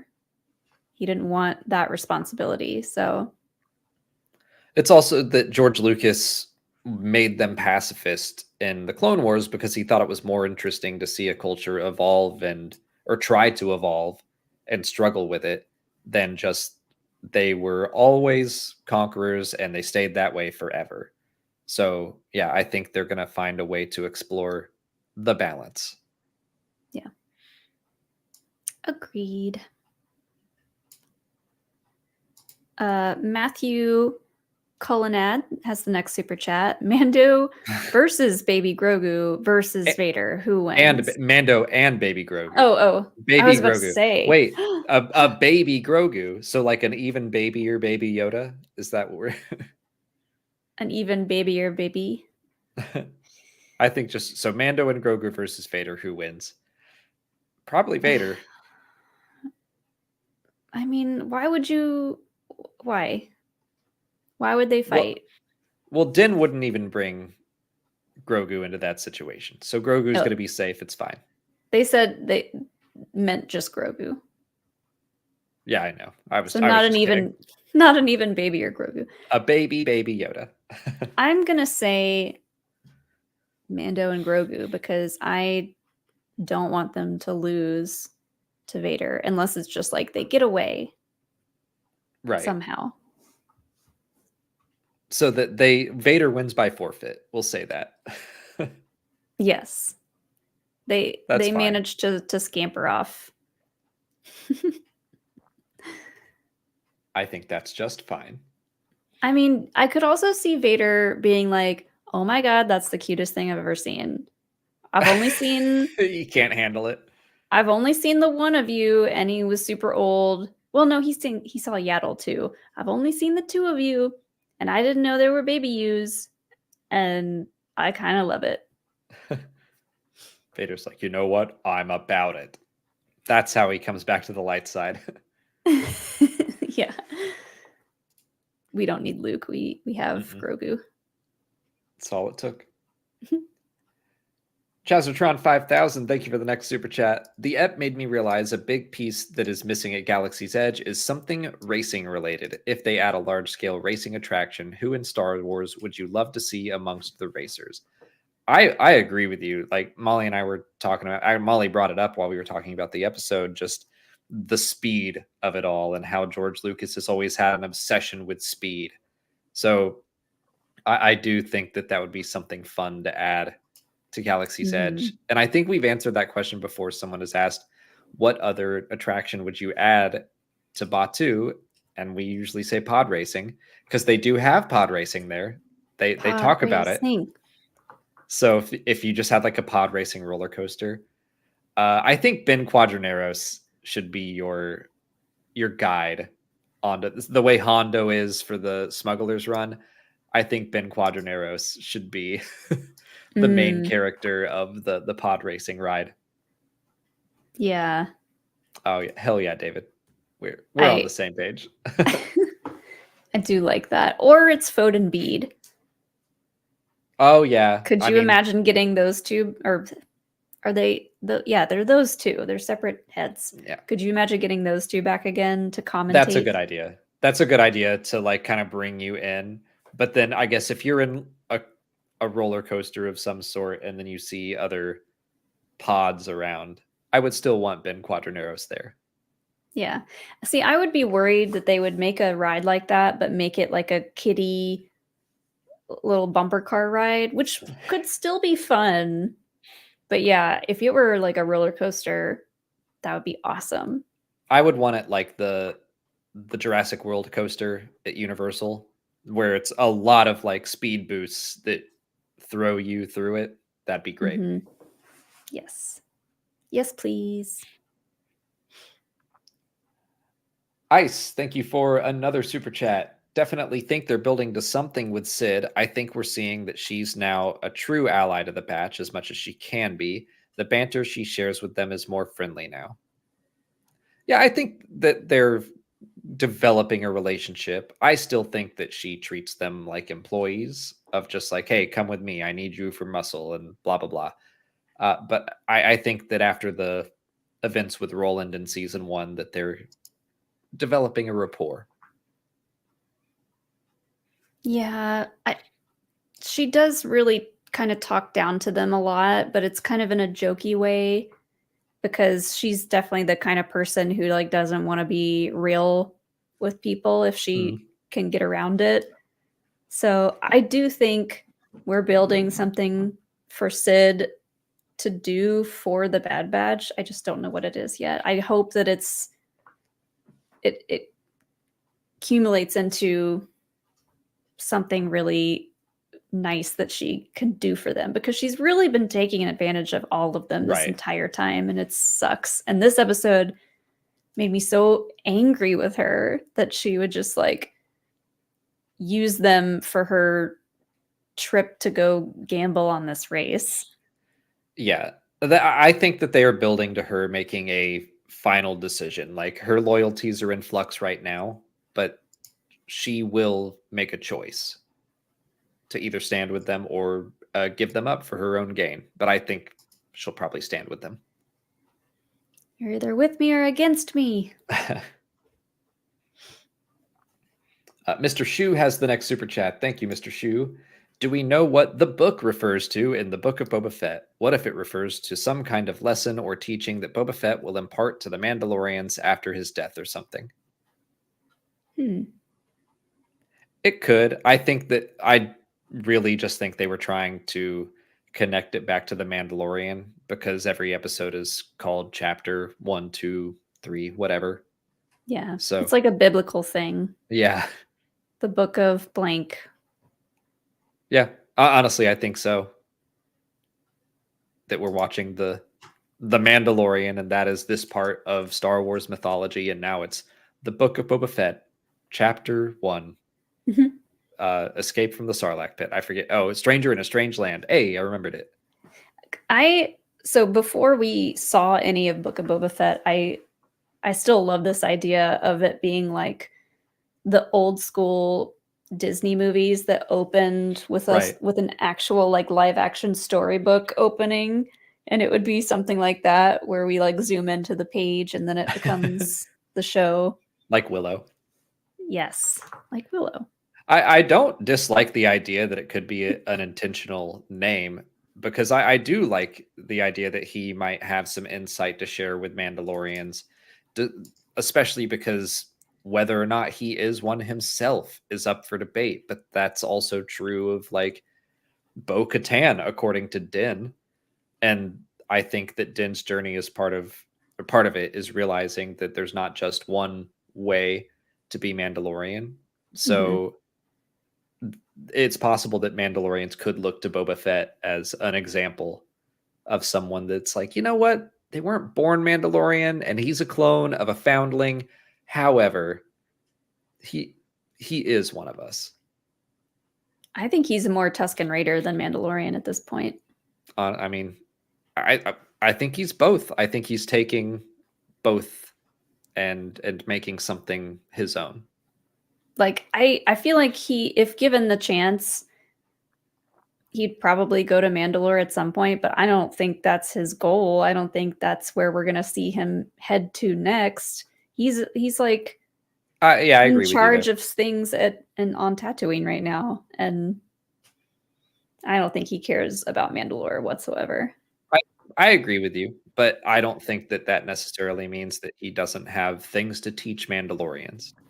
Yes, that is true. He's learned a lot over his long, colorful life, and he could definitely teach a lot. Jamie Johnson has the next one. Thank you, Jamie. Yeah. Sid turns in the batch, causing Omega to go to Coruscant to rescue the captured batch. Maybe. Sid turns them in? Ooh. I mean, there is a reason that they have to go to Coruscant, and we don't know what that is yet. Oh, yeah, because we saw that bit in the trailer. Could be. Wasn't that in the trailer? Oh, no. I mean, it was in the trailer. I'm saying it could be that Sid gets the batch captured or something. Yeah. That would go along with what I was saying, where I think Sid's going to continue to be kind of a bad person, and then maybe towards the end she'll turn it all around. If the Empire starts moving into Ord Mantell, then I think they should be worried. I don't think that there's any gain for her to turn them in at this point, but once the Empire starts to get closer to her, then yeah.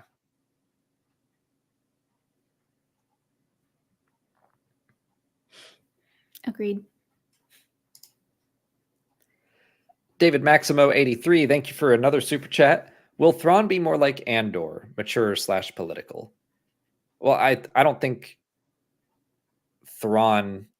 I mean, I am assuming he's going to be in the Ahsoka series, which is part of the Mandoverse. So I'm expecting it to match that general tone. Mm-hmm. I don't think Thrawn's going to be overly involved in politics. I think it's going to be more military, if anything, military sci-fi kind of storytelling. Yeah, I think he's going to have a very straight goal in mind. And yeah, he's more involved in the military side of things. He has a relationship with the Empire and Palpatine, kind of, but I don't think he respects any of that. So I don't think he's going to be super involved in the politics side of things unless he has to be. It's like he wasn't a fan of the Death Star. So I think that he probably still sees the Empire as, and all of this is going to happen after the fact. I don't think they're going to get into the Chiss Ascendancy and the Grisk or any of that. They didn't get into his motivations in Star Wars Rebels. I don't think they're going to do it in Ahsoka either. I think he's just going to be an Imperial commander that's trying to revitalize the Empire. And then Timothy Zahn will probably come along and be like, oh, he just still thought that he didn't think the New Republic was strong enough and felt that the Imperial war machine was necessary, blah, blah, blah. The thing that I'm most looking forward to with Thrawn is what happened between him and Ezra while they were off gallivanting with the whales. Yeah. Like, how did that change Thrawn as a person? How did it change his motivations?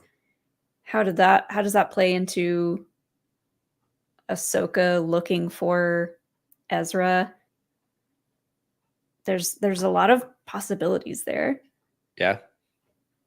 I don't know if they're going to touch on that. I hope they do, because it's been a long time since Star Wars Rebels. So I want to know all that happened, but I want them to really get into detail. So I hope that's a different story, honestly. If they do that animated or a book or something, I don't know. Well, isn't Ahsoka's whole thing? I mean, Ahsoka is looking for Thrawn, but isn't it because of Ezra? Yeah. But this series is taking place 5 years after Return of the Jedi. So they've been missing for like 9 or 10 years. So I don't know that they're going to go through, okay, here's what happened during those 10 years and what's happening now. Well, we don't know how the whale time travel thing works. They could have just been It's just hyperspace. Really quick. It's not it's time travel. The whales do what they do. We don't know. We don't know how they work. Do not get me on like a whales going through the world between worlds rant. That's not how it works, Molly. All right. Yeah, we don't know what Thrawn's going to be like, but I don't think he's going to be as quote unquote mature as what we're seeing in Andor. Yeah. But he's not going to be silly either. No, I don't think that. I think he's going to match the tone of Mando. Ice says the next one here. Agreed. I don't think she's going to betray them now. Talking about Sid. I definitely think she'll be faced with that dilemma at some point, but will side with them. I think most likely. In the end, this is a animated show directed at a younger audience. I think it would be pretty tragic if Sid turned them in and then was like, all right, see you, bye. Yeah. Ugh. So, yeah. But we'll see. I like that plan. But that is the last super chat. We've been going at it for 2 hours, so I think it's time for us to eat some dinner. But thank you, everyone, for hanging out and watching and sending in your questions and your super chats. It means a lot to us. Check out GALactic Podcast down in the description. Thank you to Andrea and Laura for hanging out with us for the first half of the show. And we'll be back tomorrow to continue on with our Razor Crest Lego build. Yeah. And we can also take more questions about the Mando trailer tomorrow, because we didn't really, we touched on that a little bit, but we can always touch on it more tomorrow. Yeah. Well, this is the Clone Zone. We're talking about the Bad Batch. So tomorrow we'll talk about literally anything. Tech needed his moment. Yeah. And he got it. Well, thank you all again. Have a great night, and may the Force be with you.